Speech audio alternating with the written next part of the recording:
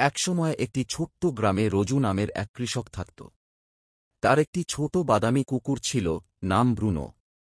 Bruno খুব খেলাধুলা প্রিয় আর ভীষণ বিশ্বস্ত ছিল। প্রতিদিন সকালে রোজু যখন মাঠে কাজ করতে যেত, ব্রুনো তার সঙ্গে যেত। রোজু কাজ করত আর ব্রুনো একপাশে বসে থাকত, কখনো প্রজাপতি বা পাখি দেখে দৌড়াত।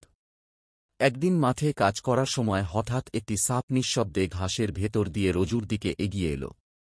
রোজু কিছুই বুঝতে পারল না, কিন্তু ব্রুনো সাপটিকে দেখে ভয় পেয়ে গেল না। সে জোরে ঘেউ ঘেউ করতে করতে সাপের দিকে ঝাঁপিয়ে পড়ল। সাপটি ফনা তুলে হিস হিস করল, কিন্তু ব্রুনোর সাহস দেখে ভয় পেয়ে আবার ঝোপের ভেতরে সরে গেল। তখন রোজু সবকিছু বুঝতে পেরে ব্রুনোকে বুকে জড়িয়ে ধরে বলল, তুই শুধু আমার কুকুর নস, তুই আমার সত্যিকারের বন্ধু। এরপর থেকে ব্রুনো পুরো গ্রামে বিখ্যাত হয়ে গেল। সবাই তাকে ভালোবাসতে শুরু করল।